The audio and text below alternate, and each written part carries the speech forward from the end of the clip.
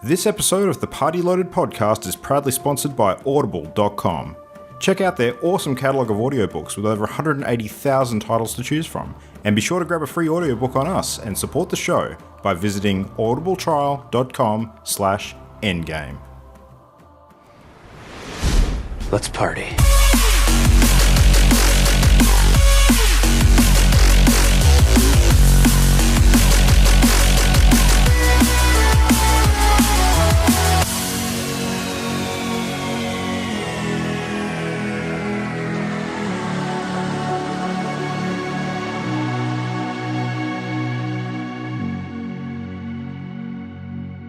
Hello and welcome back to episode 41 of the Party Loaded podcast. My name's Luke Ritalik. I'm joined by some fabulous people tonight to discuss all things video gaming as we do. It is the evening of Wednesday, the 31st of August.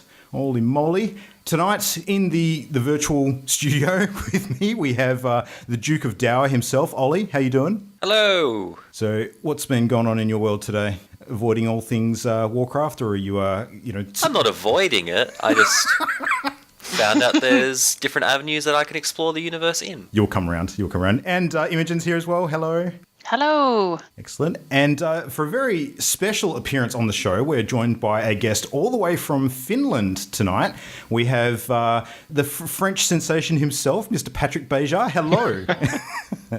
French Sensation was the name of my Sex Pistols cover band in college, by the way. I was about to say, that's a great band name. Yes. Yeah. Thanks so much for having me. I'm really, I understand that to the dismay of some people, we're going to be talking about a little bit of World of Warcraft today, and I'm always happy to talk about WoW more. So thank you very much for having me on. Absolutely. So Patrick, of course, has a fine caliber of Warcraft knowledge, not limited by the fact that you have spent some time as an employee of one Blizzard.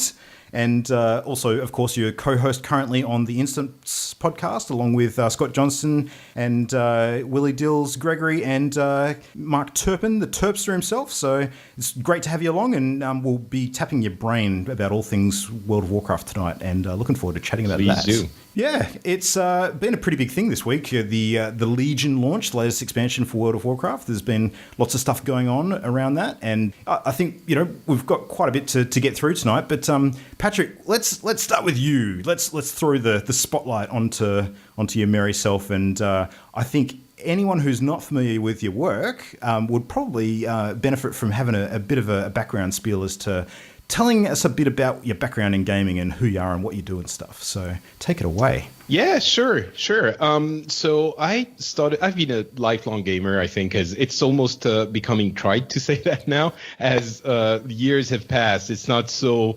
uncommon to have people who have been gaming for a long time, but I certainly have.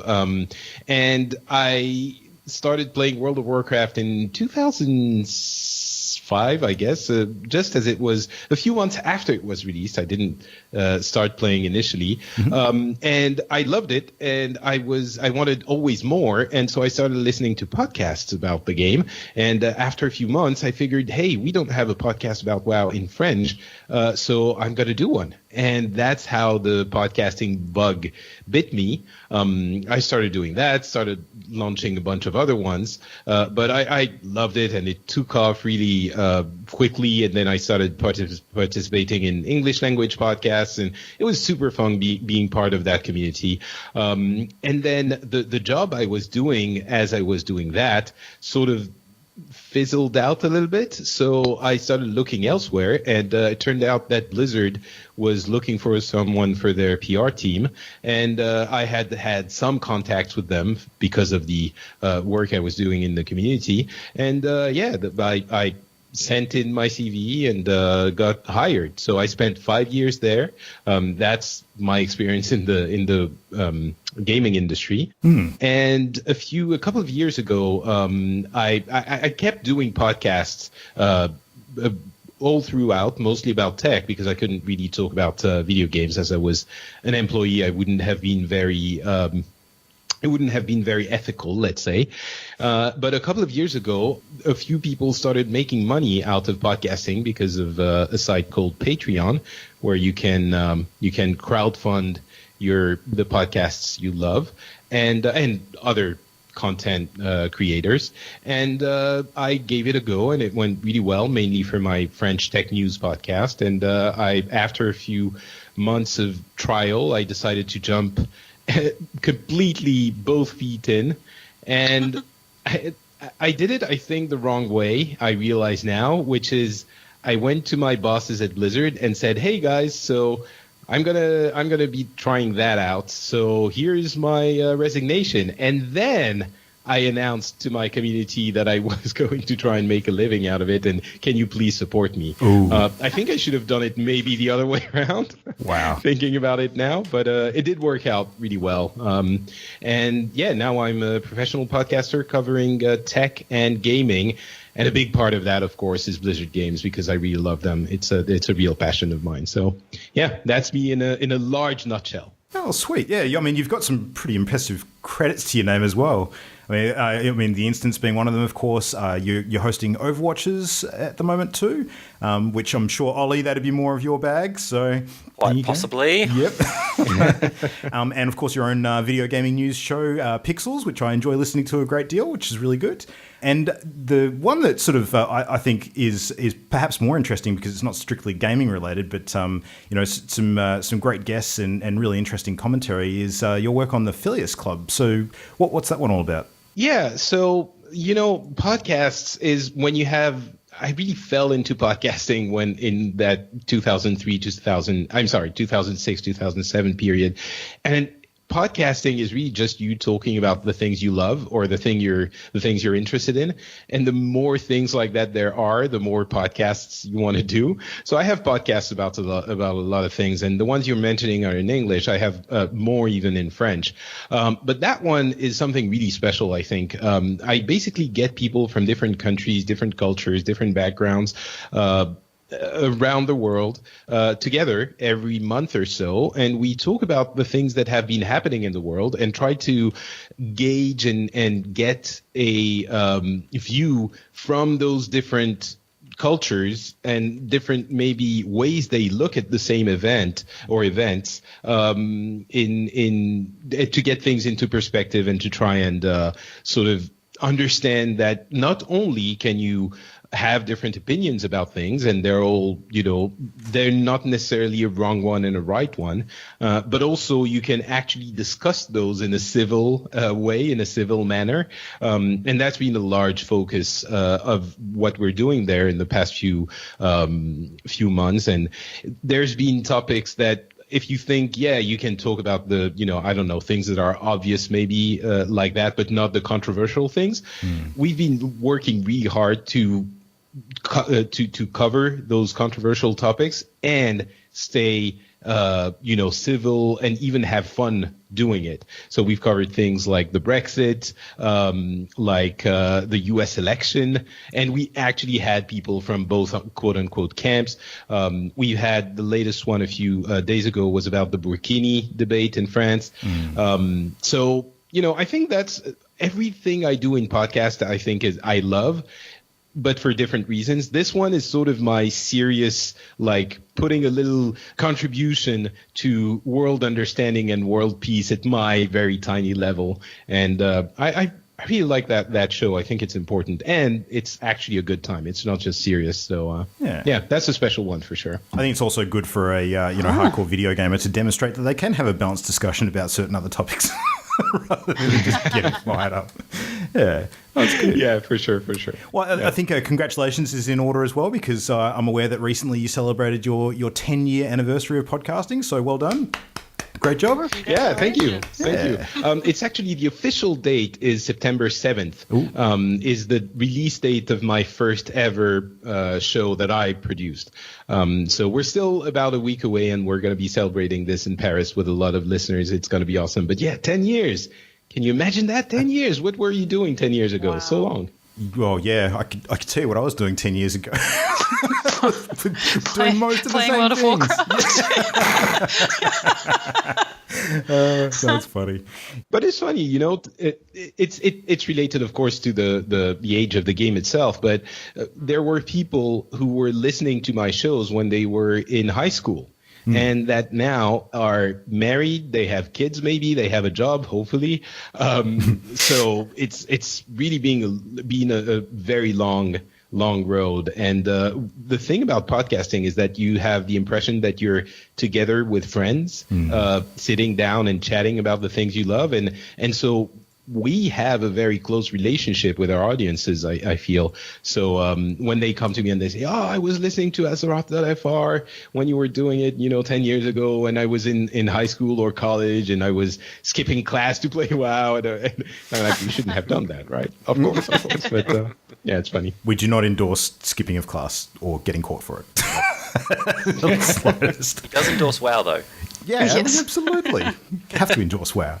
No. So, I mean, as a full-time content creator now, how's the lifestyle treating you? I mean, what's your day-to-day like, and what have you found really challenging since, actually pulling the pin on your day job and giving it a go full-time? Has it been everything you hoped it would be, sort of living the dream, as it were? Yeah, pretty much. So I guess there are negatives. I'm going to start with those because just to get them out of the way. But just like in everything, there are some things that are less good than the other things. Administration is not fun. I don't love accounting and things like that. It's a pain in the ass, but you have to do it. Another thing that is somewhat difficult is that when you do for work what you do for fun, it's kind of really hard to put a limit between the two. So it feels like you're always working, and I have stress-related issues here and there, which are difficult to manage. Even when when I'm on holiday, what I do for fun is play video games and read the news about video games. And since that's my job is to read the news and cover them in a understandable manner, that feels like a little bit of work. But it's kind of a boo-hoo. I have to. Yeah. I feel like I'm working when I'm reading video game news. First world problems, it's kind an of acceptable level of discomfort, let's say. Yeah. But aside from that, everything's great. I'm loving it. As I was saying, my community responded very quickly and very strongly to my request for funding. They got me to a level where I could eat and pay my rent and a little bit more relatively quickly. And it's been mostly either growing or stable from then. Of course, not as quickly as it did in the beginning. But I'm able to, pay for my food, pay my taxes, pay for my rent, and even do a couple of things extra on the side. And that's an incredible thing, and I'm very, very, very thankful. And I'm working from home, which I love. Some people aren't big fans, but I'm a sort of I like being alone and in the quiet. So that's really good for me. And what else? I guess the thing that is really important when you try and do these kinds of things is attribute the value of what you really want, decide what you really want, and then be okay with it. And I don't think this, it's already giving me a little bit more money than I thought I would get, but I don't think I'm ever going to become incredibly rich with this kind of business. So I have to be okay with not being the richest person on the planet. But I value I guess we're getting into life coaching territory, but I value my happiness a little bit more. Yeah, you're rich in life. Yeah, and I'm certainly not. I'm not poor by any means. But what I'm trying to say is that I see so many people who are unhappy with their job or their daily lives, and they don't. Some people do something about it, but so many people don't, and that makes me really sad because I really think that there are ways of finding some joy in your life. And if you, especially, it depends on the country, but in the US, for example, quitting your job might be a horrible mistake in many cases. But and maybe even in Europe or in Australia, if you have a family and you have to support them, then quitting your job is not the right answer. Maybe what you have to do is, start doing something on the side or finding some joy in your life every day in the little things that you do. But for some people who are starting out, maybe they're relatively young, they're 25, 30, and they're going to a job they hate every day, and it's a drag to go to work, and you don't find anything you like in your life. It's over dramatic, but you get what I mean, right? Some people don't complain about stuff all the time, but don't do anything about it. I guess what I'm trying to say is, maybe I was in that position at some point. I don't think so. I've had a pretty strange run, but it's very important to decide to find the joy in what you do, and I've managed to do that. I understand not everyone manages to do it. I think not enough people try, and if you try and fail, then at least you've tried. But I'm very fortunate that I've tried and succeeded, and I think that's super important. Carpe diem, baby. Yeah. Yeah. And a lot of what you're saying, finding the joy, that's why a lot of people, especially, a growing audience of, mature adults play video games. It's that nice sort of escape. It's doing what you love and taking some time out. If you can't, maybe quit your job necessarily. Yeah. That's it. Sure. So Patrick, with sort of growing a community around your Patreon efforts and everything you've sort of done as a content creator, have you found it to be a really weird challenge sort of with creating content in different languages and sort of building your community that way? Has it had any impact in your audience building at all? It's weird. It's like I have two completely separate communities. There is some intersection, of course, and a lot of French people listen to the English stuff as well. But yeah, it does feel like there are two separate things. And the reason I do the stuff in English is that I really love talking to a wider audience. I love the French people and the French audience as well, but it's almost like, I don't know, completely not accurate analogy, but it's like liking cats and dogs. No, let's not go with cats and dogs. Apples and oranges.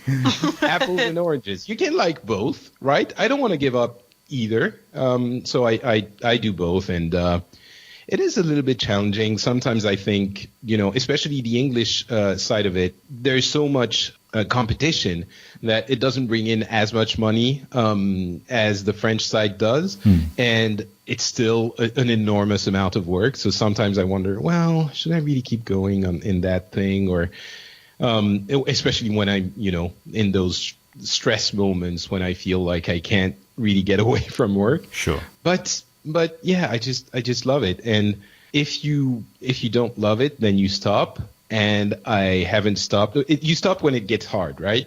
And I haven't stopped in the first 10 years. And there's been times, if I feel, oh, poor me, I'm stressed now a little bit. Imagine how it was when I was working a full-time job and doing 5, 6, 7 shows that I really try to never skip a show. Yeah. And I don't do them weekly, so that would be insane. But there are some that are monthly, some bi-monthly, and I almost never skip a show.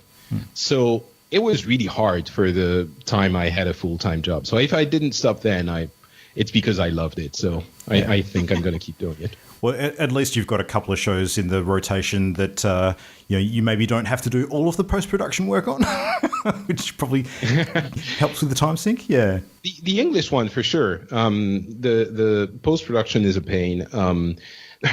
The scheduling is actually more of a pain because I usually do panel shows where I have different people every week or every episode, and I don't know if it's the same for you guys, but that's such a pain when you have to look for people and they are available at the right time, they're knowledgeable for the right thing, and it's really bad. But aside from I think there's 3 that I don't do the post production on in English, but I produce 6 of them. Again, they're not weekly, but yeah, it's a good chunk of work. Nice. So. All right, well, let's dive into a bit more sort of Blizzard discussion and start to, chat about the fun gamey stuff. So now you were working at the Paris offices of Blizzard, is that right? The ones just south of Yeah. Now, if I'm correct, I've obviously never been there, but is that the one with the giant statue of the Queen of Blades out the front? Yeah, it is. Kerrigan. Nice, nice. Yeah, no, I know it well. All right. Well, so you were there for a while. You said 5 years or so. Did you sort of see over the time that you were at Blizzard and maybe since leaving, a bit of an evolution in terms of how the company sort of worked, like its culture and its its strategy and that kind of thing? Would you be able to sort of describe how that changed over time? Was there any change? Are they still the same Blizzard that they were back then? What are your thoughts on that?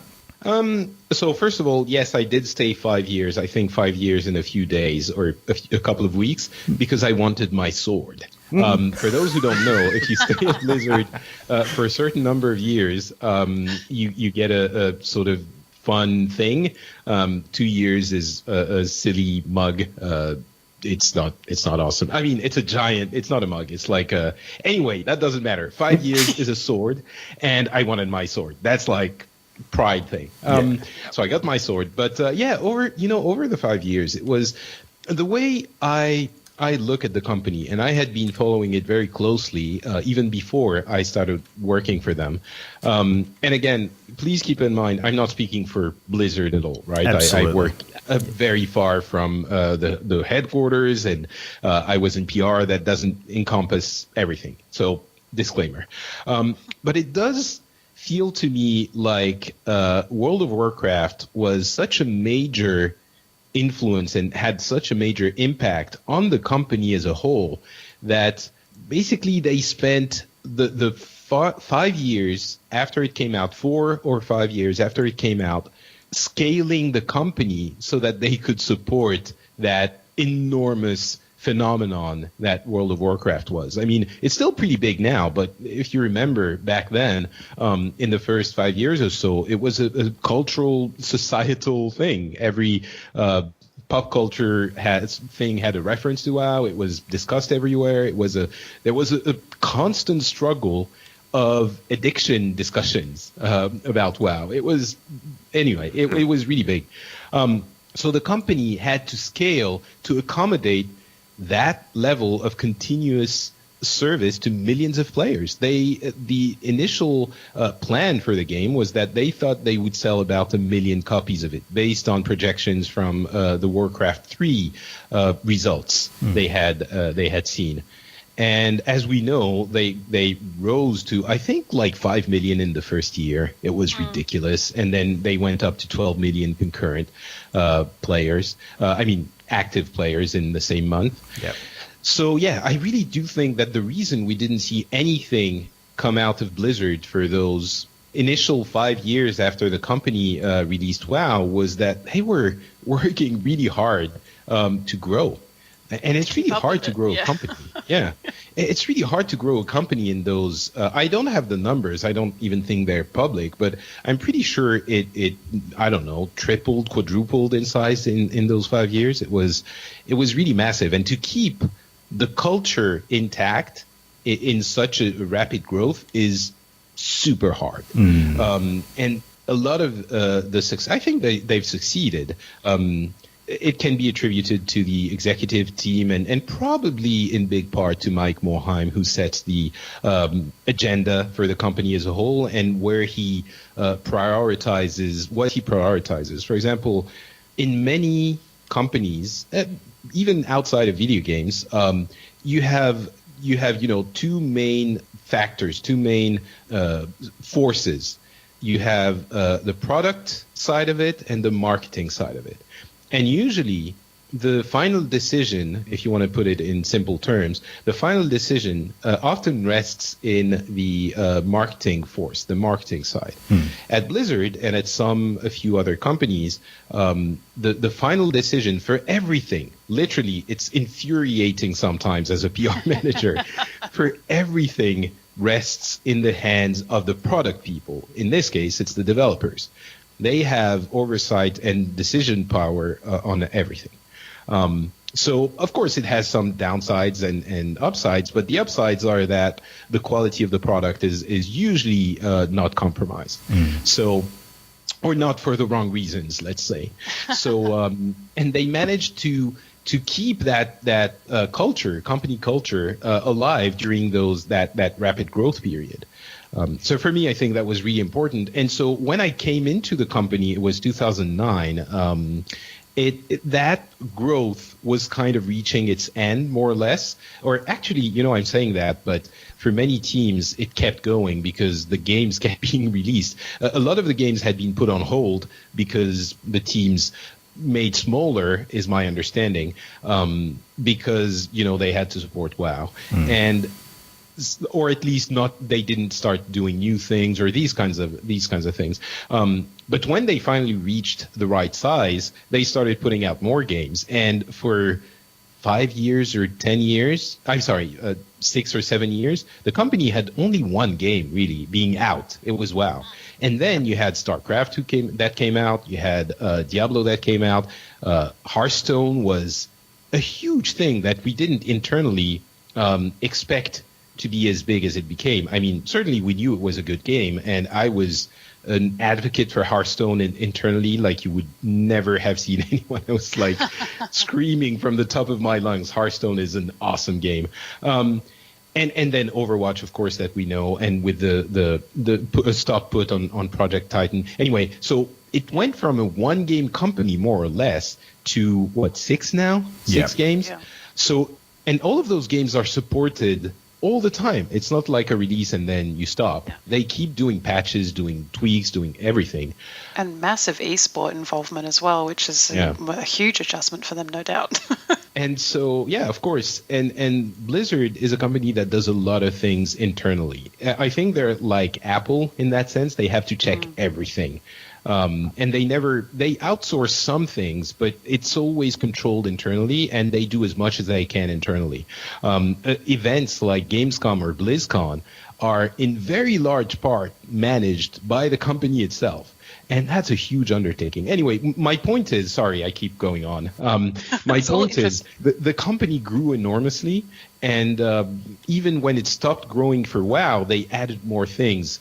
So the way it's changed is, in my opinion, that growth that brings it now to a level of they're a publisher. It's one of the only companies that develops and publishes its own games, but they have 6 games now. It's a lot. There are very few other developers that do that. And the one way it hasn't changed, I think, is the acquisition by Activision. We all thought, we were worried that being purchased by Activision would mean that they couldn't keep their very strong ethics of game quality. And there are some arguments that are made that they have lost some of it. I don't think it's actually not anymore.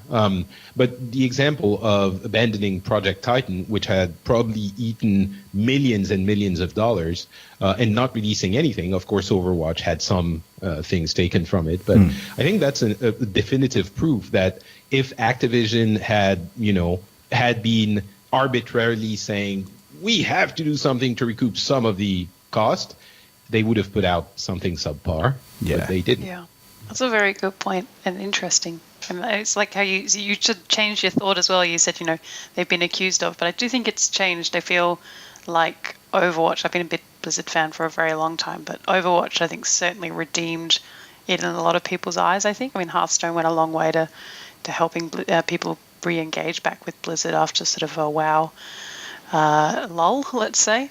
But with WoW being a decade old now, do you have a favorite expansion? What's your, favorite sort of expansion or part of the game, do you think? Prior to Legion. We'll leave out Legion. Prior to Legion, It's kind of, Legion is really hard because it's so new. But I mean, I went through Val'Sharah, one of the zones in Legion, and I think it's my favorite zone ever. Oh, it's beautiful. I love it. It's amazing. It's amazing. But so we'll have to see in the next few months how well the entire game holds up. But as one expansion, if I had to choose one, I think I would say Wrath of the Lich King. It was amazing in so many ways, and in some of those ways now it looks dated, of course, including gameplay wise and technically wise, but I think it's the one that that stays with me as this incredible experience, more than even all of the others. There are some I like more or less than others. Maybe I think like a lot of people, but that one is probably my favorite. Yeah, I think I'd have to agree with you there. I think the introduction of that idea that there's characters or people in the world who, can only, the level 50 only boost for the Death Knight and things was a real shift. And, as we've seen in all other expansions since, so some form of character that's boosted. And a massive big bad to help that one along. Yeah. So post Warlords of Draenor, obviously there was a bit of lull. A lot of people sort of saw it as a bit of a lull in WoW's success, I guess, or in subscriber. That's putting it mildly, yeah. I mean, when we had a discussion before, I said arguably Pandaria would have been worse, but there you go. Maybe that brought. Actually, it wasn't. Oh, really? No, I don't think so. I think. No. I mean, for Warlords of Draenor, I think there are a couple of factors. Lengthwise, it was a little bit longer than Pandaria, wasn't it? The drought of content. Yeah.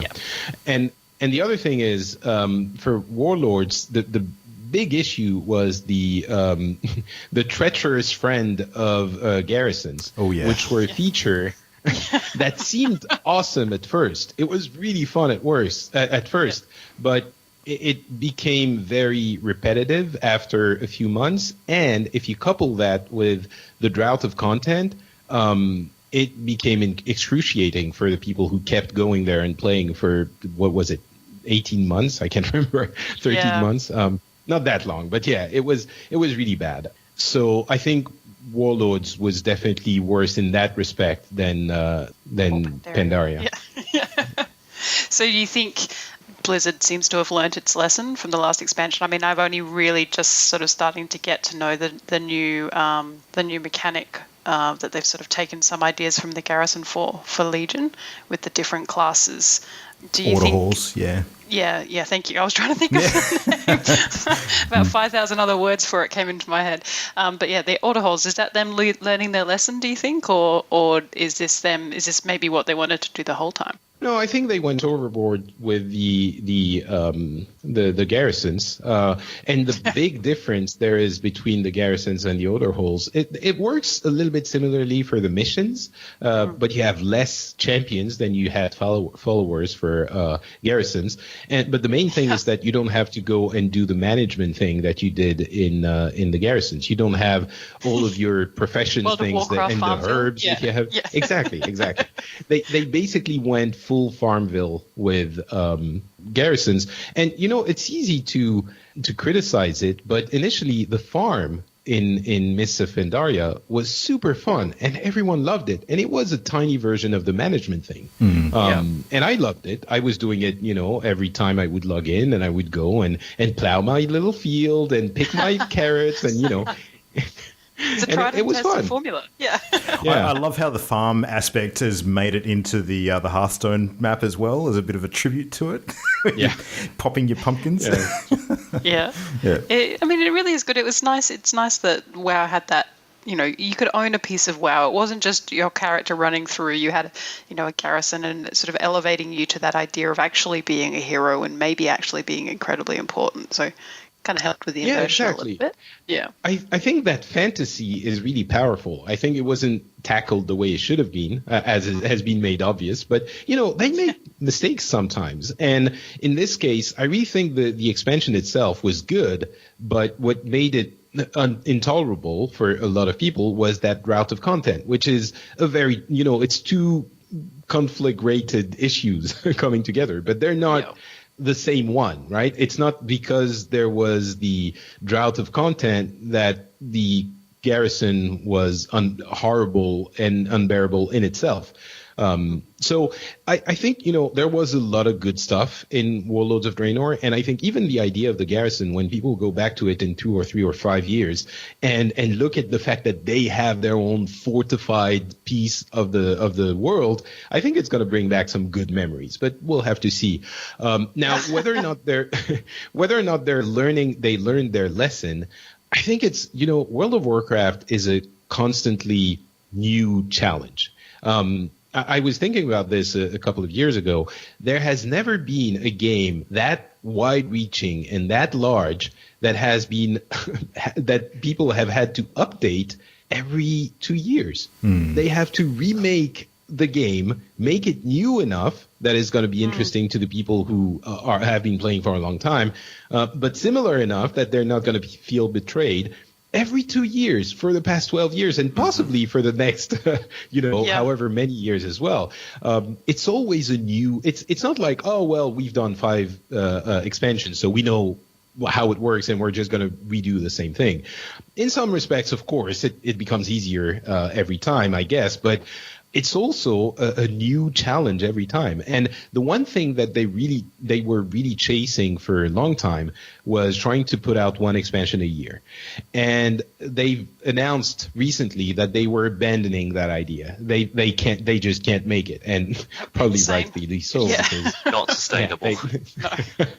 they haven't been able to make it. And in the past 2 expansions for Mists of Pandaria and Warlords of Draenor, it's led to terrible droughts of content because they had planned for a certain number of patches beforehand because they thought they were going to have the next expansion that will be out. And I don't know exactly what is public and what I can talk about, so I'll refrain from it. But I'll tell you, they have tried everything to make that work, to make the 1 expansion a year work. Everything you can think of, they tried it. But it's just the analogy I like to give is the analogy of the cake. I don't know if some people have listened to the instance. They've heard this before, but basically, you want to make a cake, and you know that people in the living room are waiting for the cake and they're hungry. But the cake, you thought it was going to take 20 minutes, but it's not ready. And at that point, as a company, you have a huge conundrum. They're angry and they're yelling and they're insulting you and they're like, you idiot, where the hell is my cake? I'm hungry, I'm starving, I want to pay you money for the cake. Why aren't you giving me the cake? And you know that the cake is not good, right? You could go out and serve it, but they're not going to be more happy when they taste it. They're going to think it sucks. Yeah. So you have to make the really hard decision to not give them just anything, but keep the cake is not baked. So you keep it there. You hanker down. You don't listen to the anger, and you have to decide, I'm going to keep it in the oven until it's made. And it's very easy when it's a cake and you have friends in the living room, but it's when it's, you see 8 million people transforming into 5 million over a few months, and each one of those is less money coming in, and your corporate overlords could be telling you, dude, you need to put out something, because I don't care if it's half-baked. Just put out the freaking cake. Turn it into cupcakes and release it. Exactly. Cook faster. I think to Blizzard's credit as well, there's been some really high-profile examples of where undercooked products have really hurt the company involved in recent times as well. I mean, there's still a lot of conjecture around, recently No Man's Sky being a great example. They've got developers getting death threats when things are late, and then when things don't quite go to plan, there's a whole other problem they have to deal with. Well, I think that's a good example of, if we go back to the cake analogy, is if you're telling people that, no, if we wait, it's going to be a great cake and we're all going to eat it and it's going to be amazing. And if people wait for that cake and it's still underbaked, that's the problem. It's a different problem entirely. That's the risk. And it seems, it seems like Legion is, I would say they have, I don't like to say learned from their mistakes, because I think, a mistake is something you do when, if you go back in the same conditions, maybe you would have made a different decision. I don't think in these cases, I don't think they were wrong decisions. It was the right thing to plan at the time. It just didn't work out as they thought. So in that sense, yes, it's a mistake. So you just said they didn't make mistakes, but what would you say then are the biggest improvements that you think they've done for Legion then? There's, everything. That's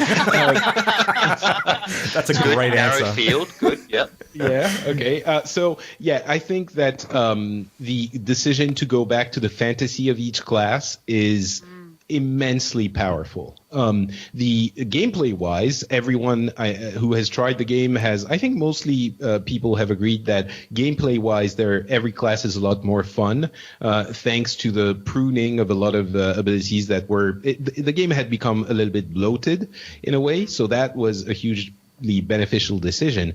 But beyond that, this idea to go for order holes, which again reinforces story-wise the fantasy of what you're doing when you're playing a role-playing game, is the best aspect of it so far. And I'm only level 104, so I'm not even halfway through the expansion, and then there's a whole endgame thing. But focusing on fantasy in a wide sense is what's grabbing me the most right now. The gameplay wise and the order holes. When I'm going to spoil a tiny bit, I'm a druid, and when I got my first artifact, they made me into an arch druid, and it sounds ridiculous to anyone who hasn't played. It's but so cool.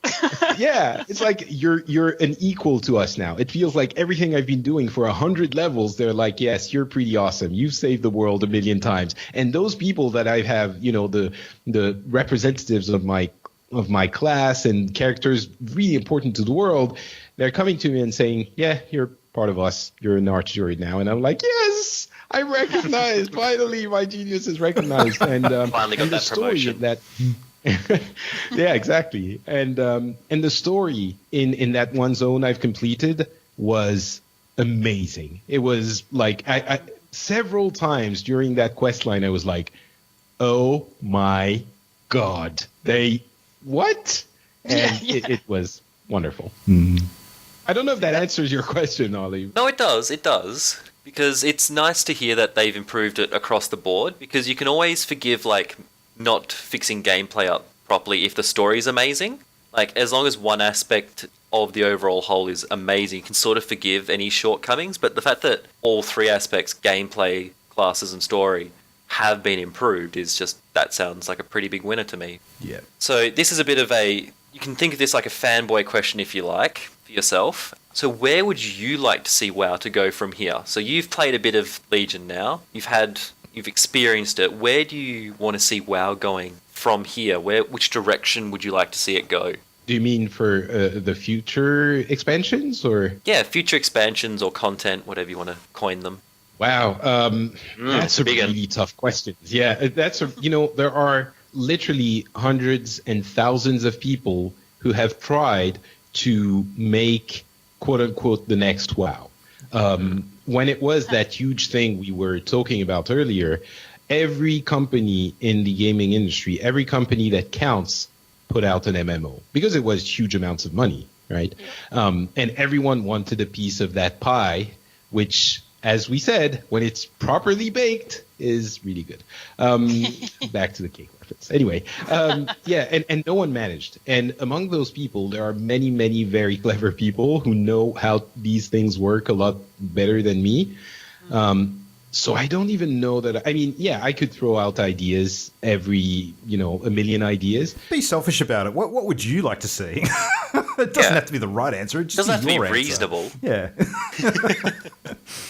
So I'm going to be incredibly boring. I'm going to say I would like to see Blizzard do their best work, because everything they do, for some reason, I love. I have they put some kind of weird sauce in their games that speaks to me. And I don't know. I just want other incredible adventures that I'm going to live through and feel like I've experienced something that I can't experience in my life, in my everyday life. And they've been providing this for the most part. If you're talking about features, I couldn't tell you. I would never have guessed that I would have liked to have an order hole. I would never have guessed that an artifact weapon would have been something that would work. And they're now doing the regular leveling experience. It's mostly you're still grabbing quests and killing mobs and getting XP for them. It's just a reason to push your buttons for your abilities. Maybe they're going to find something next time that is going to be a different way of approaching gameplay. I have too much understanding of games to know that I couldn't know what to where WoW would go. I can tell you where I would like Blizzard to go next. I would like them to make a fighting game. Ooh. That would be incredible. I would love to... Like a Street Fighter style one? Yeah. I'm a big fighting game fan, and I think that's the one, now with Overwatch, which is a complete departure from their usual type of games, and it being the incredible success that it is, it makes me even more curious to see what they would do with a fighting game. How would they tackle that challenge? What would they do for something like that? Do you prefer so that doesn't answer your question, I'm sorry. That's okay. Would you prefer a brand new license, or would you prefer like a Heroes of the Storm, but in a meet Street Fighter? I don't know. I think there was someone who created a skin for Cammy in Street Fighter V that was made from Tracer's model. I don't know if you've seen that, but it's really just Tracer, Cammy's moves and geometry, but with Tracer's model applied to it, and it looked awesome. So at the same time, I don't want every game to become a Heroes of the Storm type thing. I would love to see, the Lich King fight, I don't know, Diablo. Reinhardt or Diablo. Yeah, that would be fun. But maybe a new IP, maybe something completely different. What you're just describing sounds a little bit more like an Injustice kind of a brawler, like what they've done with the DC license. But that can work with established characters, but they've done extremely well with creating a whole new roster of characters with Overwatch too. I mean, look at all the fandom that's sprung up around that, and all the cosplay opportunities, and a huge amount of artwork and other sort of content creators getting out there and using that stuff. It's really super interesting. Maybe Overwatch. Yeah. They could do that with Overwatch. They have enough different characters. It could be fun. No, absolutely. All right, well, so that's a ton of talk about Blizzard and World of Warcraft in general. Let's sort of transition into a little bit of a sort of rundown of what we've experienced in Legion so far, and sort of talk about our recent gaming, because I think we can probably get into a little bit more of the detail about what we've been doing in the expansion. So, Patrick, how many hours in would you say you are already? You've mentioned that you've gotten up to about level 104. How many gameplay hours has that sort of been in total? Way less than I would want is the number. Probably about 10 hours, something like that, I would say. Wow. Something like that. Okay. And to put it in perspective for us outsiders, what level did you start off at the beginning of the expansion? Oh, it's level 100 when you first start the expansion. So it's not, an incredible number. Yeah. So, I mean, unless you're kicking off a Demon Hunter and going from 98 through into the new content, most people are going to use their boost or probably have a character, in waiting to jump straight in. But you mentioned you're playing a druid at the moment. Is it what race are you rocking through? I'm playing my night elf druid, which is my second quote unquote main. I have 2 or 3 characters I play regularly and a bunch of other alts. But yeah, my druid, I was really hesitant to play the druid as the main. I was wondering if I shouldn't get back to my mage. Mm-hmm. And the order holes are really a huge motivation for trying different classes. I'm wondering if that's not the reason they basically gave free level boosting with those invasions events. For those who don't know, there was, before the expansion released, there was a series of invasions from the Burning Legion that translated into a lot of XP that allowed a lot of people to get many of their characters up to level 100 to experience the Legion expansion from the get-go.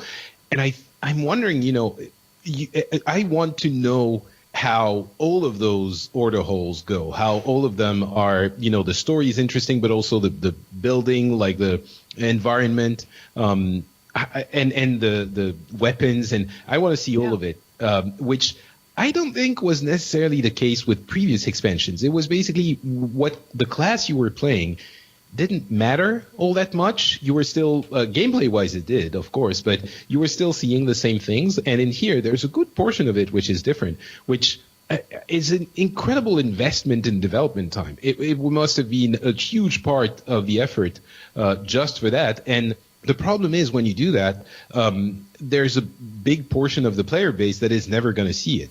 So you develop for one class, but there are 12 of them, and a lot of players are only going to play 1, 2, or 3 classes max. So they're only going to see part of it, but it's so good. I want to see all of it. I was going to say, it's funny you mentioned that invasion event, because I was actually listening to you and Scott talk about that on last week's episode of The Instance, and after hearing how quickly you could boost a character through that content and gain a stack of levels in preparation for the new Legion storyline, I started a new Goblin Priest. And I would not have started it if it wasn't for that fact. Trying to gain as many levels as I possibly could as quickly as I could. And I got trapped. How far did you go? Yeah, well, I realised that, as much as I wanted to sort of boost it all the way through to 100 and have it ready for the new stuff, I had never played a Goblin character before. So I dived in with this new character, and I had this whole new Goblin starting area, which I'd never experienced before. And I thought to myself, you know what? I don't care about boosting it to 100 anymore. I actually want to just play through the starting zone.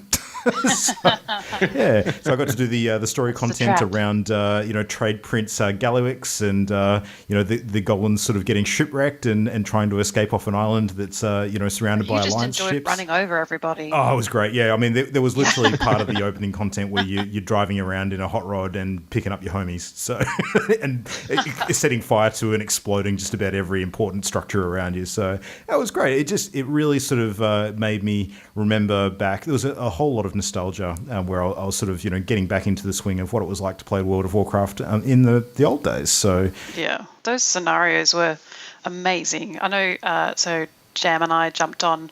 I've been playing WoW for years and years and years, but I was a little bit devastated because it has been a while since I played my main, and so I felt a little bit diluted. I know that the system now in terms of talents and everything else is really great, but I play Hunter, and I've always played majority marksmanship Hunter, but still a little bit of Beast Mastery. And now you kind of have to keep switching between the two. So if I'm solo, Anyway, I was getting really deep into it. But so I jumped back on and I started a new character just to see how it goes, Hunter still. And Jam and I jumped in one of these scenarios at Barrens.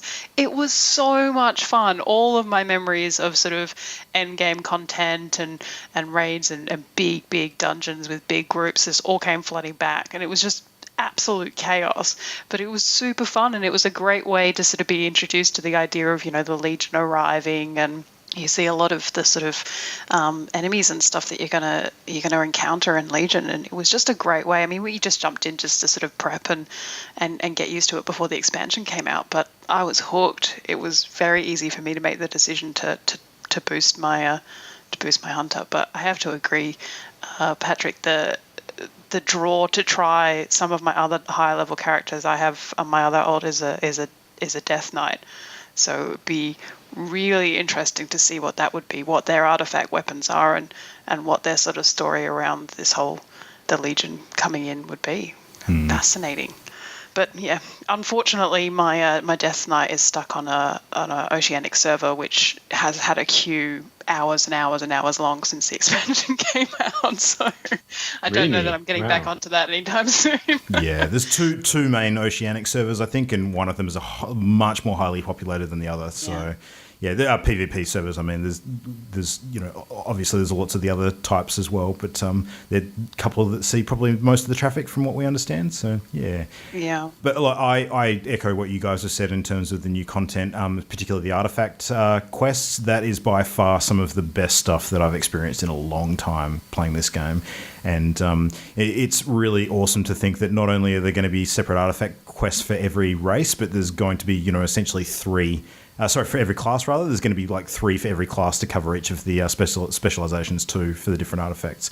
And that's a lot of content. I'm really looking forward to getting through and picking up another artifact. And I was kind of sad that I couldn't do them both immediately. You've got to wait until... Oh, you got to wait a while. Yeah, I mean... You're going to be waiting a while. Do we know how long it is before you can levels. do it? Is it... Yeah. Yeah. Is it the full 110 or can you... No, 102 you can pick up all of the other ones. Ah, there you go. Oh, all right. okay. Yep. Well, I'm looking forward to that. I mean, I don't feel like I have to rush it, but considering how good the first artifact quest was, I am playing Orc Warlock as my main for the expansion content, and the Warlock's artifact quest is insane. You're literally trying to escape from a prison. No spoilers. No. Yeah, why I'll would leave you it. do I'll leave it? it. No, nobody needs to know.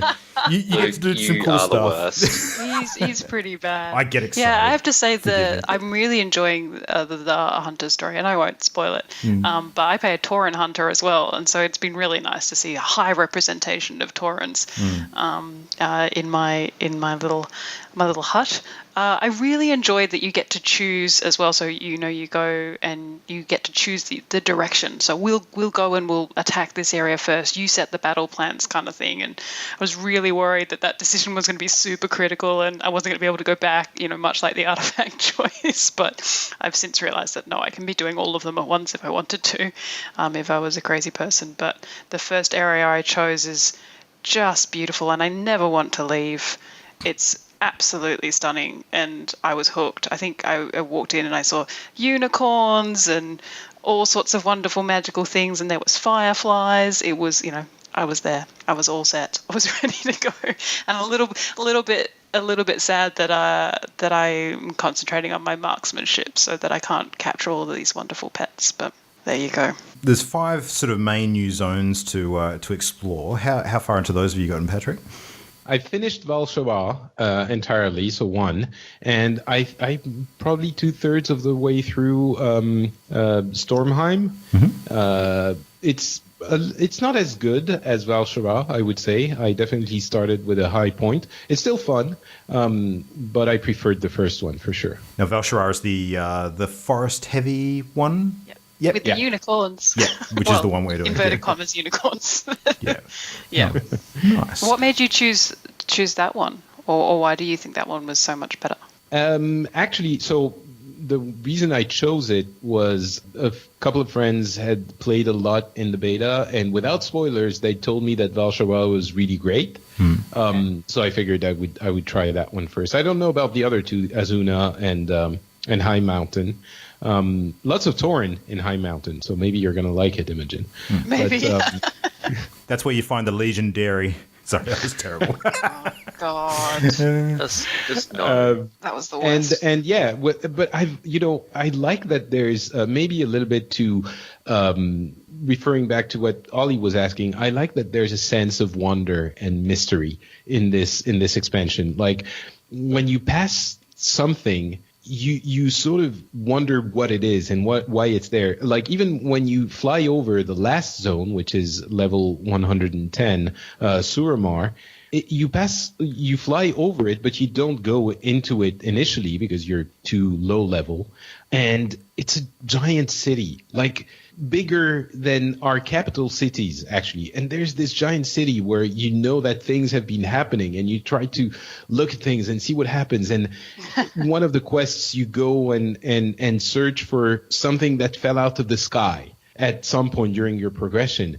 And that is all like every, not every quest, of course. Some of them are, go kill those 10 wolves. But there are a significant amount of quests where it's like, oh my God, I wonder what that is. Why did it happen like this? What happened there? This reveal is... I'm going on and on again. Sorry. It's just... No. It's that's exactly what I'm finding. Oh no, you're talking on a talk show, you monster. No, I agree. And I mean, just very early on in the game, just changes in characters and, going out and you just feel like you're part of the story.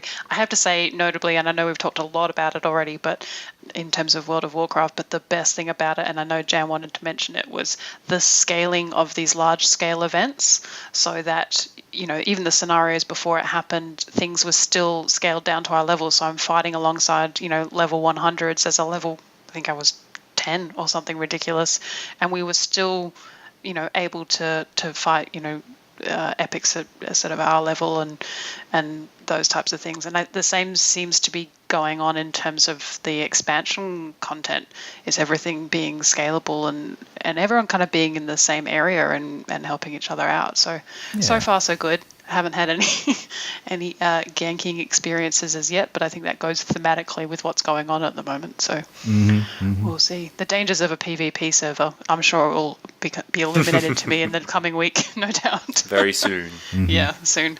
Yeah, it's not as bad as you'd expect, but yeah. It does happen every now and then. You get someone who decides to ruin your day. And, no, Luke, it's been years of struggle. Let's say normally his Years of name's Luke. struggle.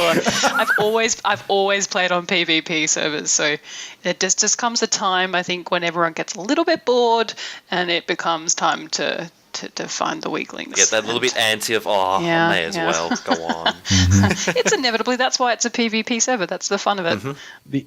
The one issue that we have there is that on PvP servers, which it's my case as well, you get people, because of the scaling, you get people who are much higher level than you that are in the same zone. And, true. when you have a level 108 that's fighting a level 102, there's not a lot of fairness in that. And so that's a little bit of an issue. That's not scale. I hadn't thought of that. Yeah, that really does good not point. scale.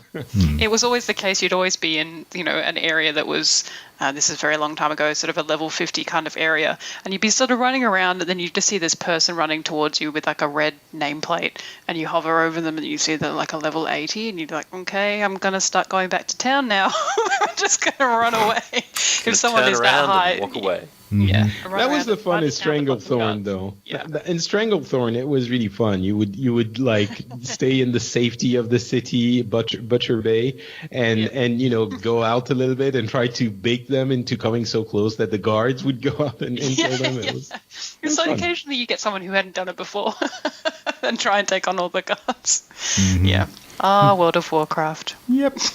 Well, it's been good. I mean, it's awesome that there is still so much to go through that we're not going to be able to, chew through in the short space of time that we've played already, for sure. I think I was seeing some posts today that apparently someone has dinged level 110 already after about 6 to 8 hours of play, I think, which, is insane. And he had someone helping him out as well. But, I think even when you hit that max level, there is no doubt that there would be a ridiculous amount of content that you haven't had a chance to touch. So, leveling up your artifact weapons and, doing all the new world events and that sort of stuff. So, looking forward to many, many months of content to play through. It's going to be really good. So I'm sure we're going to be talking about it a lot in weeks to come too. So Sorry, Truly Ollie. a shocking twist. Yeah. I have nothing against Warcraft. Don't apologise to me. Just because I don't play it doesn't mean I hate it. No, That's not I how know. it works. And you play Overwatch, so it's okay. That's You love it. Blizzard. You can I still like be part of the StarCraft podcast. and Overwatch. Ollie did get a little despondent the other night when he hopped on to try and grab his usual crew for some Overwatch gaming, and we're all like, no, we're a little distracted right now, Ollie. You guys are the worst. Please check back later. I really hope that Overwatch doesn't go the way of Heroes of the Storm, though. No, Please, I'm please. sure it won't. I don't want to No, it abandon won't. Overwatch. I refuse to let it. Tell us about your No Man's Sky progress, Ollie, because I know you've been putting some serious time into that over the weekend. You hit a major milestone. As promised, Yeah. I did say last episode to Imogen that I was going to get the full No Man's Sky experience so I can give a full informed opinion on the game. Mm-hmm. And so I have finished it. I completed the story. Story. It It was took not you about worth it. 10 minutes, right? No, it took me like 35 hours Wow. all up gameplay wise. So yeah, thanks Imogen. You owe me 35 hours of my life. You're welcome, because you get Ori in the Blind Forest. You wouldn't have played that. No, that's true. Ori does counteract this. But yeah, Counteract it, yeah. look, the game is grindy as hell. Like, once you get over the initial, like, oh, that's cool. Oh, that's cool. Oh, I'm going to put some slots in my stuff. Yay, that's awesome. It just grinds. And yeah, the plot was kind of cool. It tried to be 2001: A Space Odyssey and didn't quite make it. Not going to lie, a bit disappointed. Yep. So Yeah. the end we're kind of talking about is reaching the center of the universe. So Galaxy, yeah. of the galaxy, yep. So without sort of spoiling any of it, was there any big payoff to sort of reaching that destination, or was it not really? Black holes look cool. Nada and Polo are pretty tops. There's two characters you meet a little bit on. Their names aren't spoilers because you see them at some point, unless you deliberately go away from them. Yeah. That's about it. That's all I can say. I think I'll do the same. I think rather than doing the exploratory side, which I thought I was going to enjoy a bit more, I think I will concentrate on going through main story and getting to the center and then see. Maybe go back a little bit if I can and everything hasn't been wiped, which we'll talk about later, no doubt. But yeah, I certainly I'm not going to say disappointed. I'm not ready to say disappointed in the game yet. I am. I'm still hopeful that this game is just a starting point for the studio, and that they're going to come out with some. I'm optimistic. I'm a hopeless optimist, and I will be happy to continue to support the game. I'm going to be even more optimistic than you. Okay. Wow. Yeah. Whoa. Yeah. Look out. Look out. I'm actually already looking at some of the mods for the game. Yeah. And some of the stuff they change, and I already love what I'm seeing for some of them. So I've seen stuff that scales up the flora and fauna, so you get some bigger stuff. I've seen some graphic enhancements, some small gameplay enhancements, like not having to hold down your thing. You can just click it like a normal person. I've seen stuff which increases the density of the foliage, so you have actual forests. And when combined with the bigger mod, actually you get full proper forests rather than just a few stumps in the ground. So I'm already seeing stuff that makes me want to play the game. So I'm literally going to wait maybe like 3-4 months, install a huge amount of mods, and then go back in and play a completely new game. Okay, that's an interesting take on it. You're going to Skyrim it. Yeah. So, Patrick, I know that there was a fairly robust discussion on No Man's Sky on Pixels recently. So what's your take on the game? Have you been sinking any time in at all? I've played a few hours. I think the debate is happening in the wrong place about the game.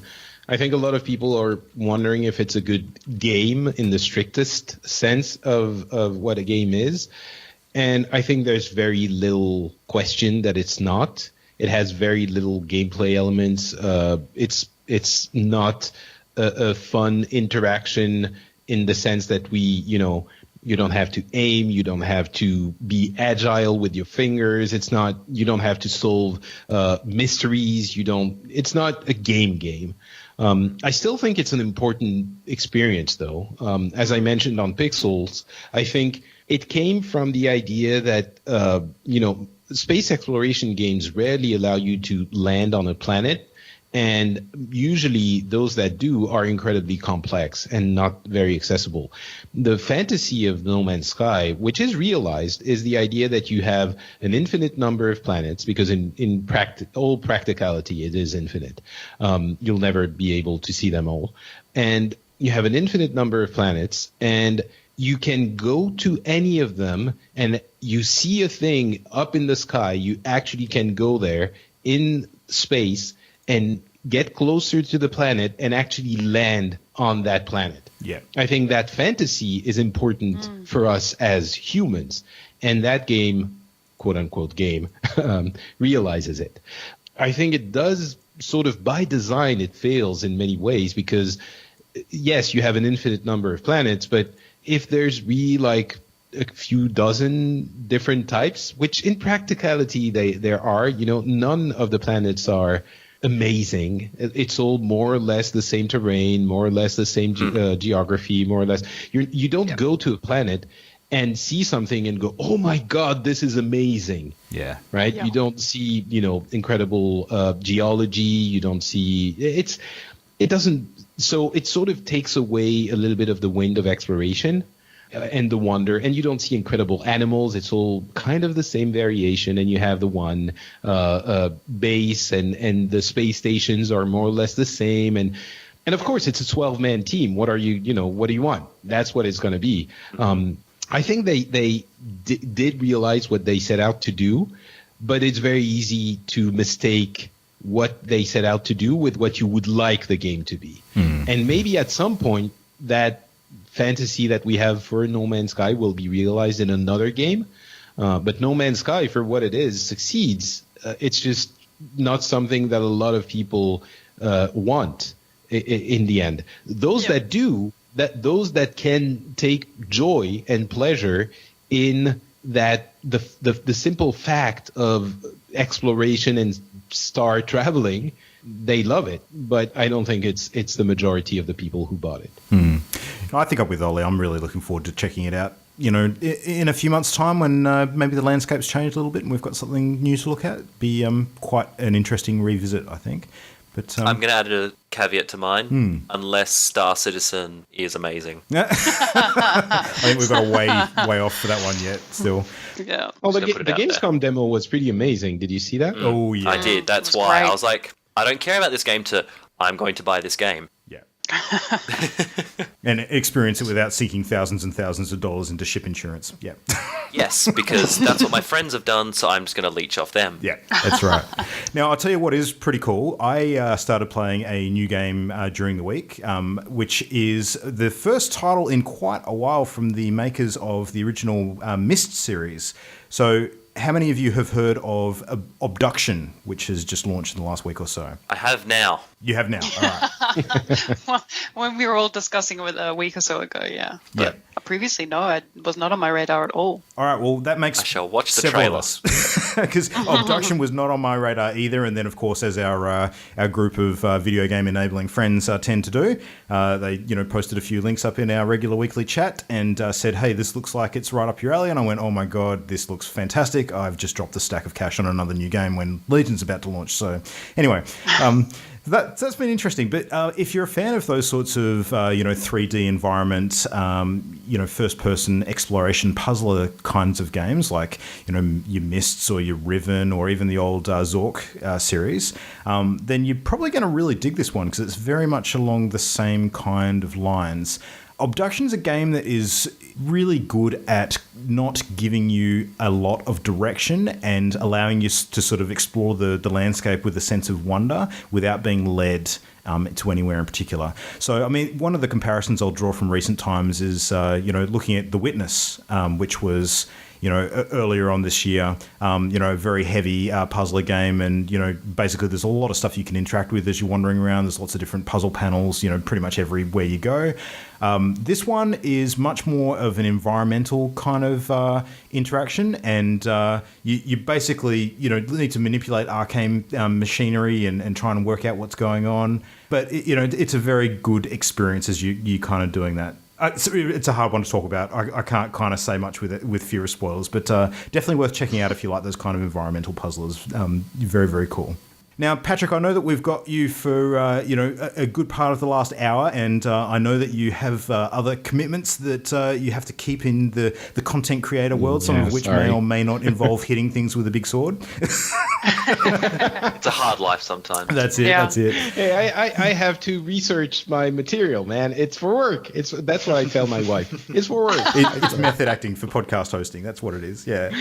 Yeah. No, well, absolutely. Before we let you go, we should do everybody a favour and point them in the direction of some fantastic content that you are able to provide them. So where can people go to find your stuff and everything that you've got going on? Not Patrick on Twitter. That's really what I meant to say. Not Patrick is the Twitter name, and that's the network I use the most.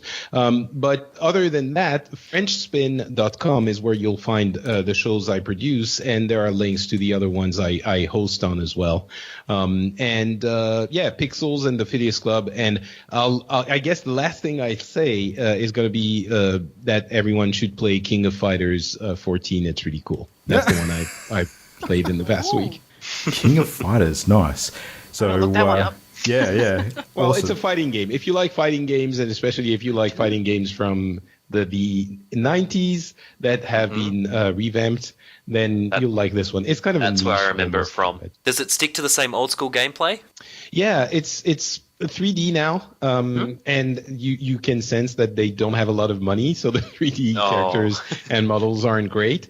But it's sort of a comeback underdog story because SNK was a big player, the other fighting game developer outside of Capcom from Japan, and they got mired in like pachinko games and crap stuff for a long time, and now the original team is back. They regained the name SNK and developed that King of Fighters 14 thing, and the gameplay is absolutely what you remember. It's a little bit complex for beginners, but I'm loving playing all of that, the things that I spent so many nights play when I was a little bit younger. So, I'm loving that. That's my recommendation, King of Fighters 14. Available on PS4 for all of our listeners, and it looks awesome. Why don't I have a PS4? Damn it. As long as Kyo's in there, I'm happy. Yep, he is. He was my guy Yuri back as in the well. day. Brilliant. Oh. I'm trying to remember these characters. Kyo rings a bell, but I don't know. That's probably you're thinking Kia the car. No. The only cars I remember from fighting games are the one that you beat up in Street Fighter 2. That was a thing back then.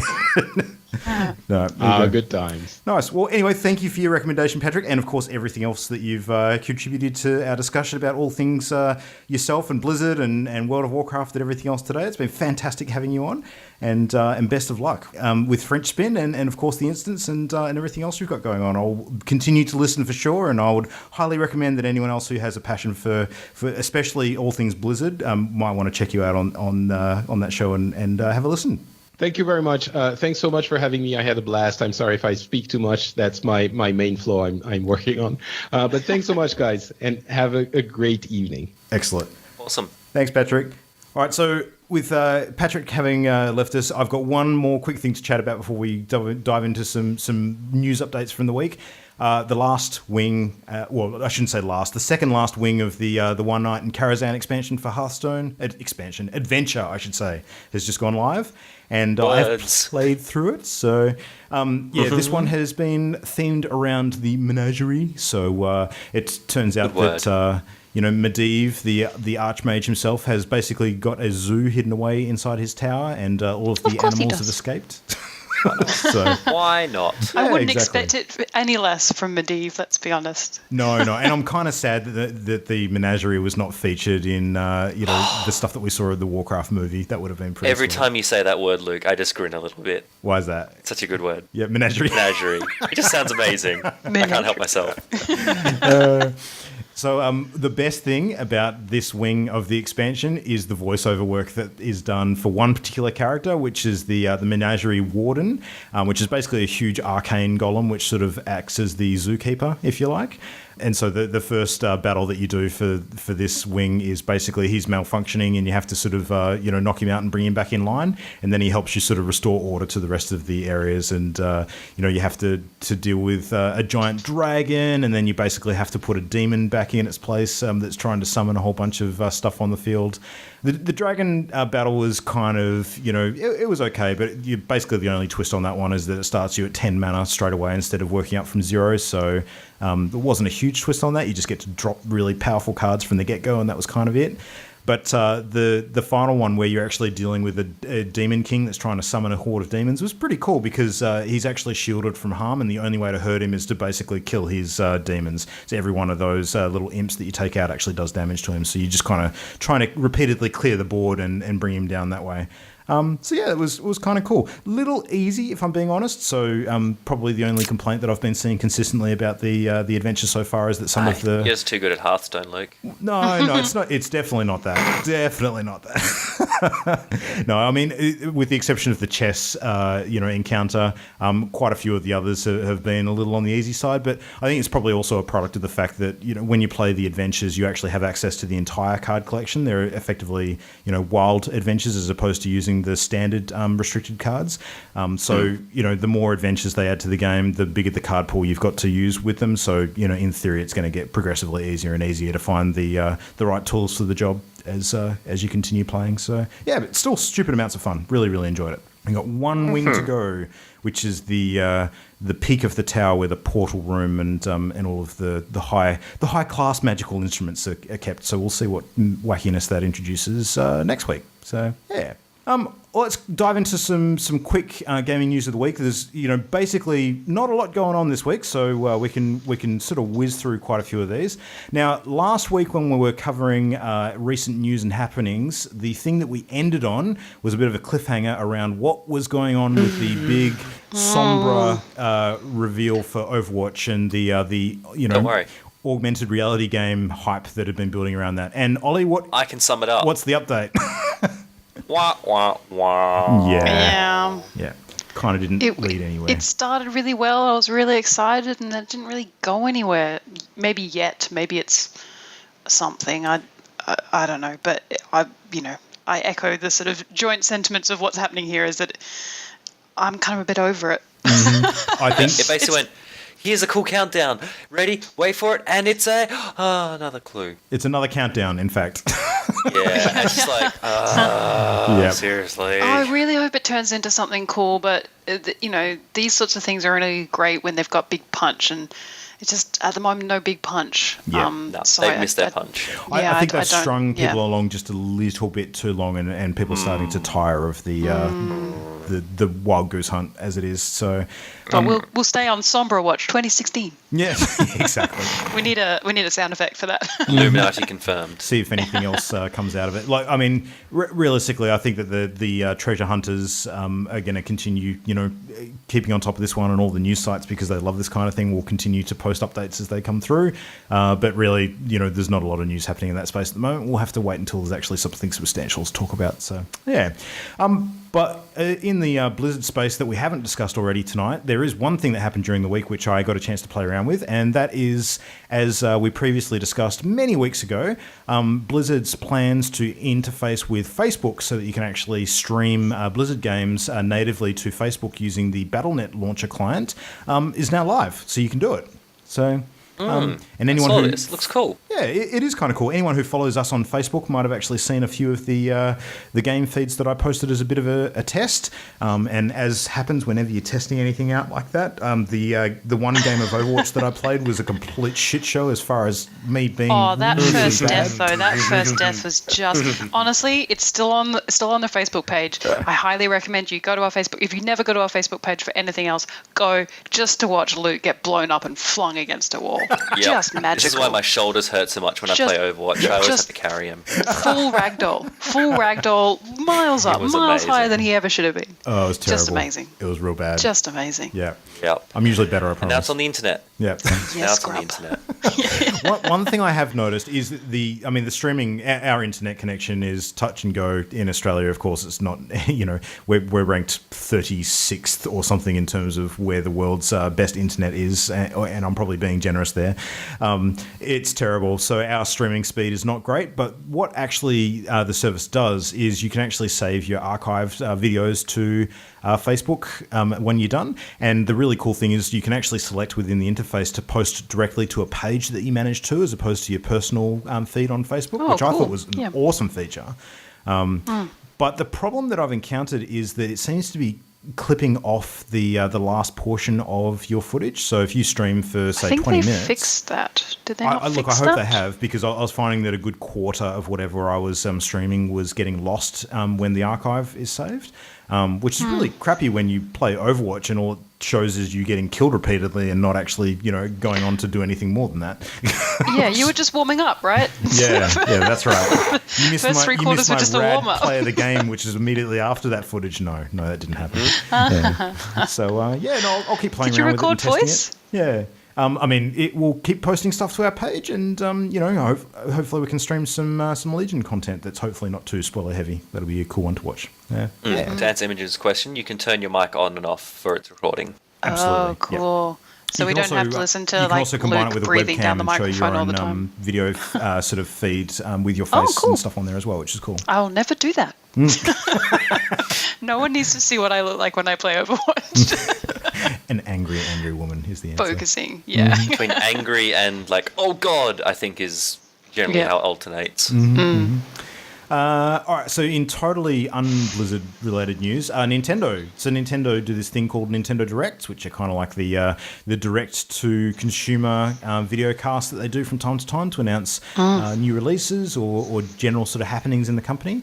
And there is one happening tomorrow. It's been announced for the 1st of September, so that by the time this show goes live, you'll probably be able to find the archive footage of it online directly from the Nintendo site. And it's going to be a direct focused on plans for the 3DS and 3DS game releases for the coming months. So I'm interested because the only one that I'm really aware of at the moment, now that some of the other bigger titles like the Monster Hunter games have been released, is the Pokemon Sun and Moon releases. I was thinking that when I saw the announcement. There's got to be more than that, though. They wouldn't do a direct just for one game. There would be some other things in the pipeline. So, you might find out about some cool new plans.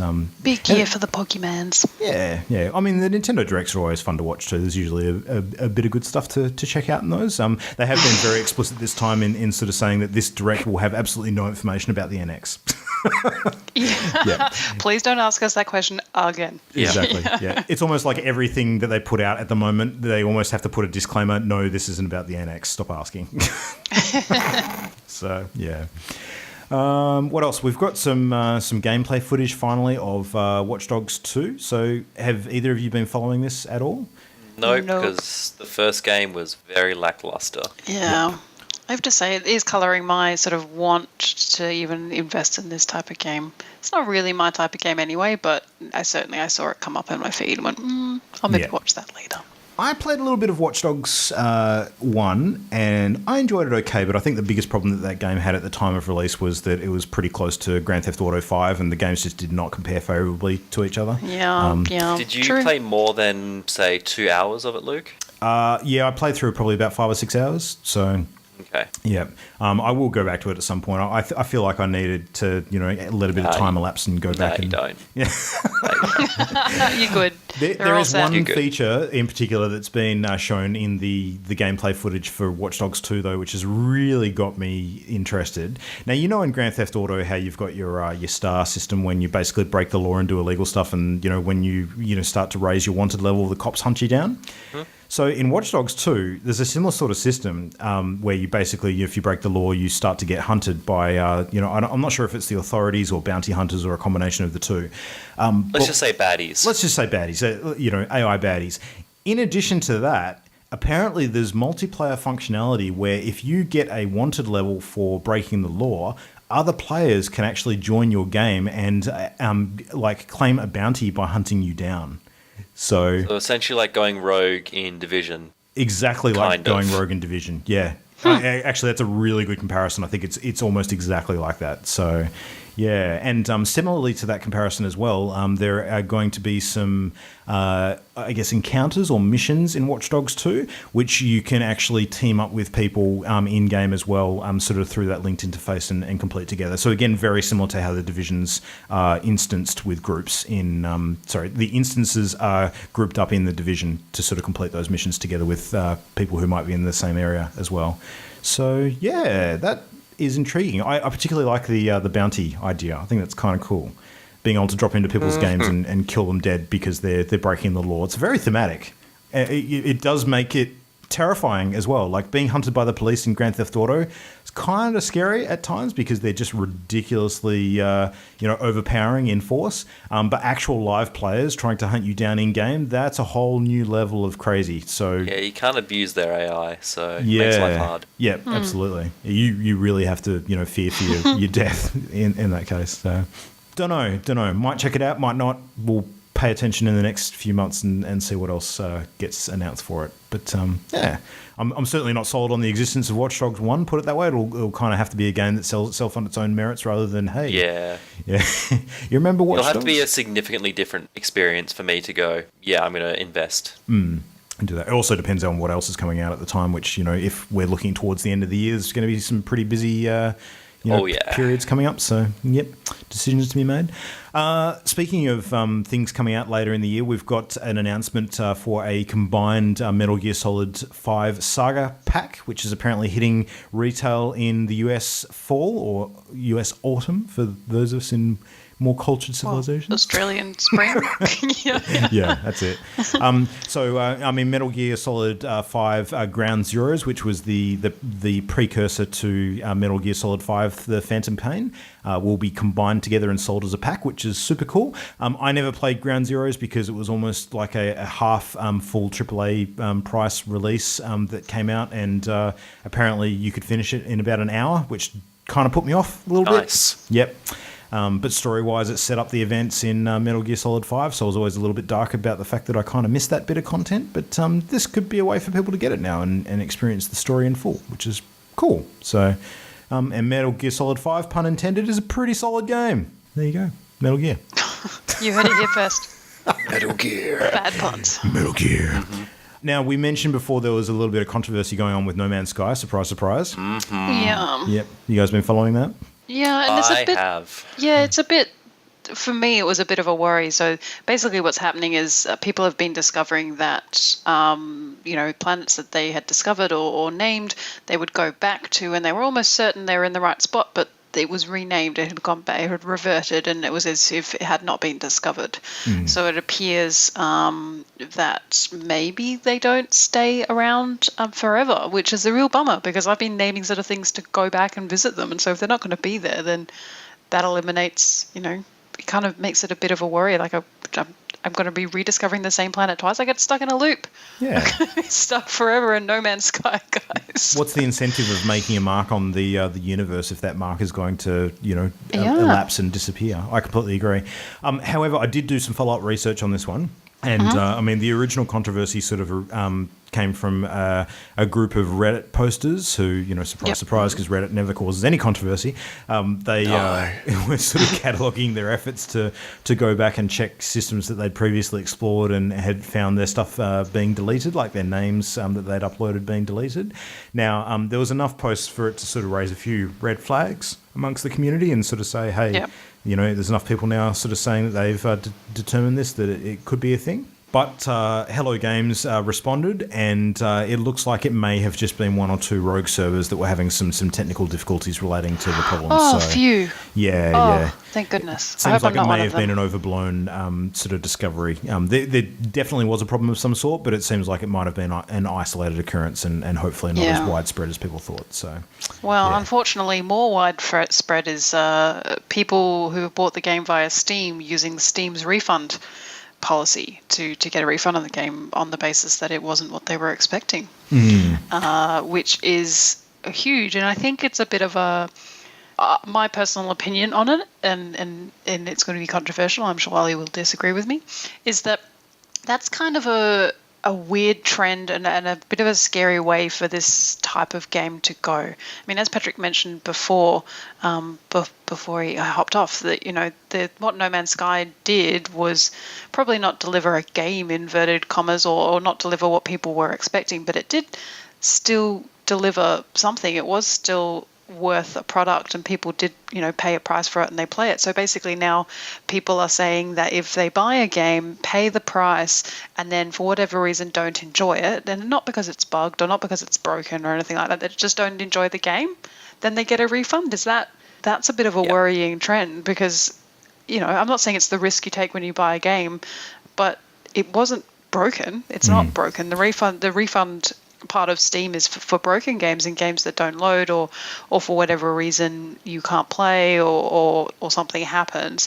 To protect people from games that people release that maybe are broken, and to give them a facility to get refunds, but not for you to go and play a game for, I think if it's under a certain amount of hours, you play 2 hours. 2 hours, yeah. So you play for 2 hours and then. Well, the Steam policy has been around for about, I think it's almost a year now, and the rule is that you have to, to be eligible for a refund, you have to put the request in within 14 days of making the purchase, and if you've played for no more than 2 hours. So, there was a bit of concern when that was launched as the policy that people were going to, rort it and, buy games that are actually only designed to be played in a short space of time that aren't huge, and, just play through them and get refunds. But what Steam actually does, what Valve does, is they actually, keep records of people who request refunds, and if there's a continuing pattern of that kind of behaviour, then they can sort of step in and say, look, no, we're not going to refund this because this is a pattern. It's not, something we're going to continue doing for games like this if you're abusing the system. So, I don't know. There's definitely an argument, and I know there's a lot of anger around the price point of the game and everything surrounding that. I just, so maybe there are people who legitimately got refunds for the game and whatever else. But it's a bit of a trend that I wouldn't want to see continue. I don't want to see more games be released and people go, I played it for an hour and 59 minutes and no, didn't really enjoy it, didn't capture my attention, refund. Yeah. Certainly now that the game's nature is out in the wild and people should be able to inform themselves as to what they're getting into, I don't think there's any excuse now for sort of saying that you went in blind. Well, yes and no, because you can go, I know what this game is about, I'll try it out, and oh no, I didn't like it, then that's not a bad thing. I don't mind policy. Why? It basically protects you from going, I made a dumb decision. No, that's true. That's true. Like, everyone goes, you'll go, I should really like this, I should really like this, I should really like this. I didn't actually like it. I think for me, I was under the I initially sort of misunderstood and thought it was 5 hours, and I thought that's ridiculous. Like some of the games I really enjoy, I've played for 5 hours, but for 2 hours, I don't know. I still feel like that's a bit long. I feel like in an hour you could probably get an idea if you're enjoying a game. I don't know. For me, 2 hours might be a better time period to cover any sort of technical difficulties that might crop up as well. Yeah. Exactly. It's just it's a dangerous sort of precedent to hit, and I do know a lot of people probably saw people are starting getting refunds. How do I do that? And sort of jumped on the sort of refund train. I don't know how that works. Well, it's exactly what's happened in this case. Said yeah, 'cause, I mean, part of where this controversy's come from is people were claiming that they'd actually purchased the game through Amazon, like physical copies, and they were saying that they've actually received refunds from Amazon, even though they've got physical copies and not digital ones. So, of course, people see that, they get on the bandwagon, they start to go on Steam saying, I'm going to request a refund for this game, even though I don't meet the criteria, on the grounds that it's not what I, was sold the picture of. I mean, Steam have actually responded, and the Steam page now carries a message about refunds in this instance, and says that the standard refund policy applies to No Man's Sky. So they've obviously had a situation where there's been an influx of people requesting them, and they've seen fit to sort of make a point that this game does not fall outside of the normal rules.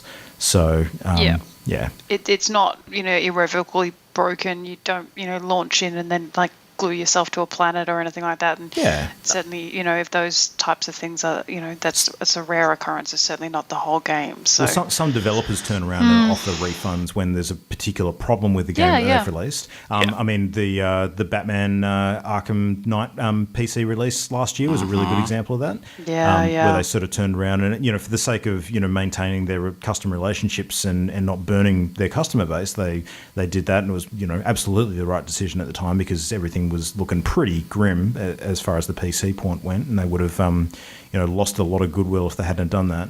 But that's the developer, that's not Steam. So I say keep the policy. It works well. Yeah, but the end. Be the only reason it's an issue now is because No Man's Sky is currently in the spotlight. That's the only reason this has come up. No, and I agree, because when this came in a year ago, it was not on my radar. I wasn't like, that's an outrageous policy. I probably would have looked at it and gone, that kind of makes sense.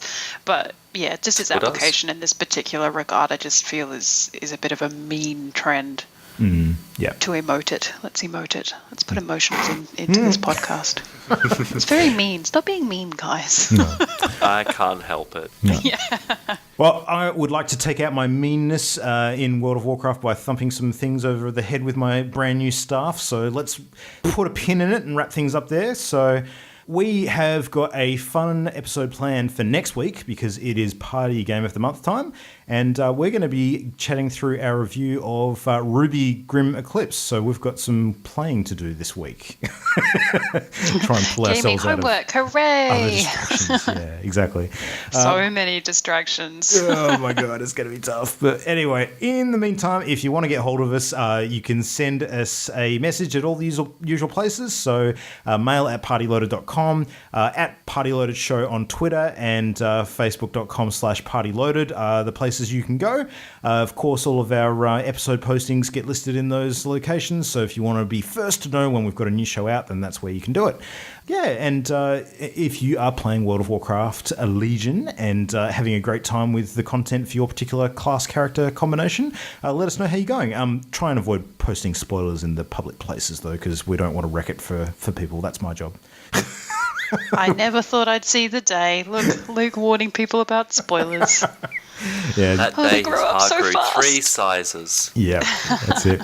So Jamie, of course, has been unwell tonight, and thanks again to Patrick for being a fantastic hashtag Temp Jam. And Temp Jam lives. Temp Jam lives. Yep. She'll be back next week, and I'm sure we'll get some of the take from her on where her Warcraft journey has taken her. And yeah, get to talk about Ruby and play some more games. So there we go. All right, well, any final thoughts before we sign off? Are you planning any other gaming besides World of Warcraft this week, Imogen, or are you settling into that hard? Ruby Grim Eclipse, but no, definitely WoW. And I, for one, I am enjoying when people ask me about games at the moment, even people who aren't game players are like, are you playing World of Warcraft? So that's changed from, are you playing Pokemon Go? Which is a nice change for me. So nice. I'm reveling in WoW expansion love. Yeah, don't worry, Ollie. I'll still Overwatch with you this week. I promise. Yay! All right, that's all for tonight. See you, everybody. Bye. The Party Loaded podcast is a Channel Endgame production. For this and more great gaming content, bookmark channelendgame.com.